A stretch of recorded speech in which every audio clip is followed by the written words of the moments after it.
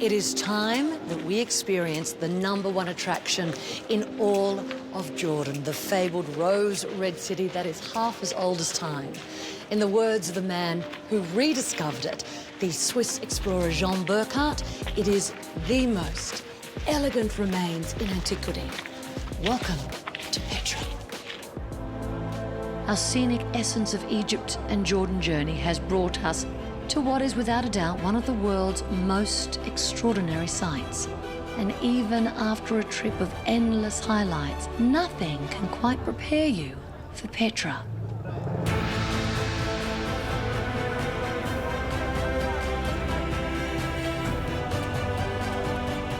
Adding to that is the dramatic positioning of its #1 attraction, the Treasury. A long, narrow gorge opens up to reveal this iconic facade in all of its glory.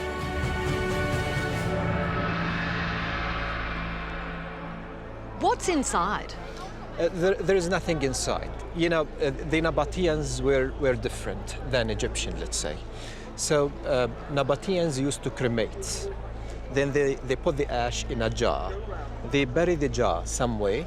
Then they just carve a memorial, believing that the soul of the dead person will be there and living an eternal life. You know, in its heyday, the city was home to over 30,000 people. And right at the helm were the Nabateans, a nomadic Arab tribe. Can we just have a reality check? There's a lot of tourists here. Petra is the only place in Jordan with a 0 unemployment rate. All the locals are in on the game. And it was actually the locals who named this place the Treasury. Can you see the urn at the top? They thought that was a pot of gold, and they used to shoot at it thinking if they could just break it open, treasures would flow out. Well, they quickly found out it's solid rock, but you can still see the pockmarks. Up until the 1980s, the local Bedouin people lived here in the caves dotted all over these vast cliff faces. Petra became like a World Heritage Site. That village was created, and they asked the Bedouins to move from the caves to the village. So nobody lives in the caves anymore. The entire site is packed with archaeological gems, and I think it's fair that I should let you know most do require a little effort to get to. This is one of the royal tombs carved by the Nabateans. We call it the urn tomb because of the big urn that is located at the top. So making your way up here will enable you to enjoy this lovely view overlooking the valleys of Petra. Amazing, isn't it?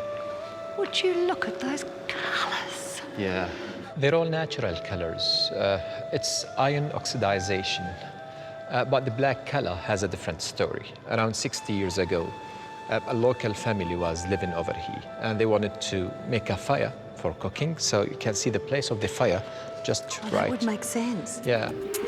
And just when you thought you had worn your little walking shoes in, Louis tells me we have a 900-step climb right up to his favourite site, the monastery.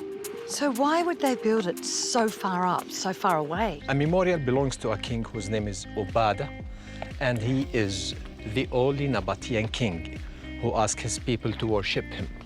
So he needed to have this sacred place up there, close to heaven. Close to heaven? Yeah. Is it worth it? Oh, absolutely. Oh, cool.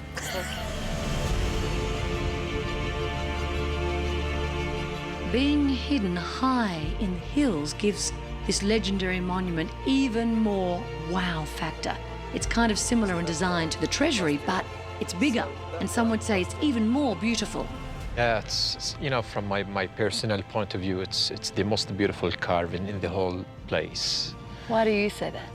You know, look at the size, look at the details. They're still in a good shape, although this carving is more than 2,000 years old.